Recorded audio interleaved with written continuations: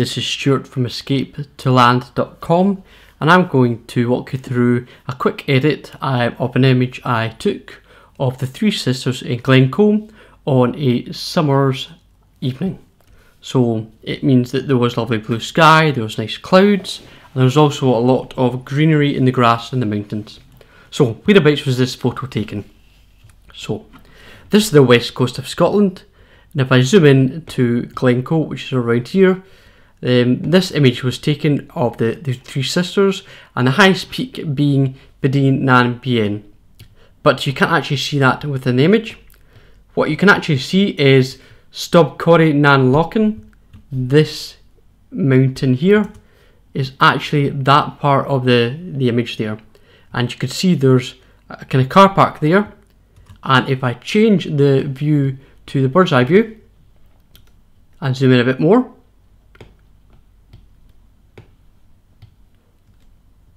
that's the car park that you can see in the image. If I click back, where this photo was actually taken from was around about here on another car park. Looking down here, and you can see that's where there's the trail, and if I flip back, that's the trail going through the image, and there are people walking along there. So that's just giving a bit of an indication of where this photo was taken.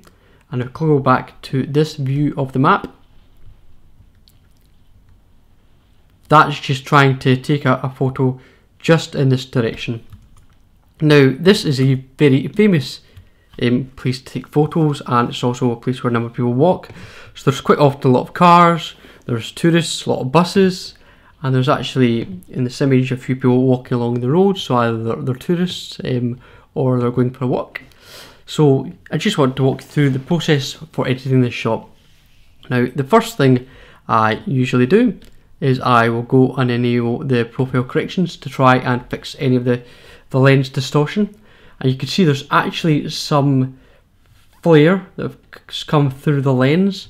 So what I want to do with this image is I want to put in a custom ratio in terms of the way it's shot.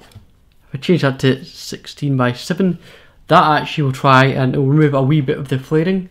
So if I move in and press enter, that's looking a bit better, but I just want to bring in a little bit more to make sure they're not getting any flare in the top left hand corner. So I'll go for that, and I'm actually quite happy that they've still got the cars there, and even having the people there really shows the scale for the image. So if we go back up to the top, now I could in theory change the white balance, but I'm quite happy with the way it was shot. So I'm going to leave it like that, because you've got the blues and you've got the greens. It's still looking a wee bit dull. We'll hopefully try and improve that. So the first thing I'm going to do is I'm going to look at the contrast. So at this image, I want to boost the contrast a little bit, but then I will recover some of the shadows and highlights later on. So for the moment, it may be looking a bit too dark, but let's see how this looks. But I'm going to go for around about there. Yeah, there's a bit more.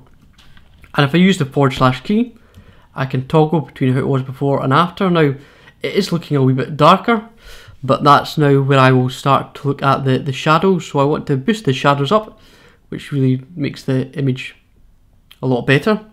But I want to set that around about, that's a bit much. Let's bring it, not far too much.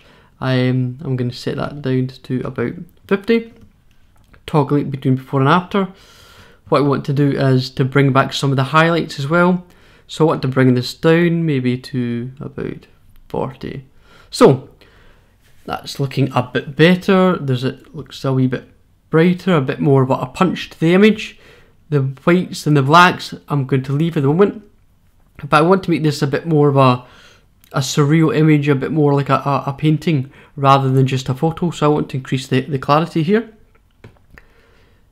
So I've said before that clarity sometimes to be used too much is too overdone. This does look slightly more overdone, but I like the way it looks processed. But what that's actually done is it's then brought down some of the vibrancy in terms of the greens. So I now want to increase that. Let's do a wee bit more. Go for, let's just say about 32.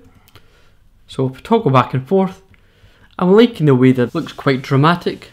You've got the little bit more of the sky. I could bring in some form of gradient to try and bring out the sky a bit more. I'm quite happy how that is at the moment.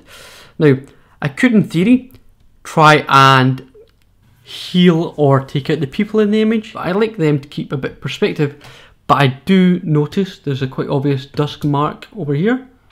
So I'll take out that dust mark and I'll just hold down spacebar and go around the rest of the sky at least to check if there's anything else obvious in terms of dust. But that's looking okay. So I'm going to hold down the spacebar, press the mouse button, press the enter key to take away that, and then close this. So toggle back and forth. I think I'm going to leave the image there. Fully aware that it actually looks out to be a little bit of grain in this image in that part of the mountain, but I'm actually quite happy with how that looks. So please feel free to visit the blog post for this image where you can download a DNG raw file and have a go for yourself. So if you do that, please leave a comment in the blog post or on this video. Also, if you can, please like and subscribe, and hopefully look forward to talking to you again soon. Goodbye.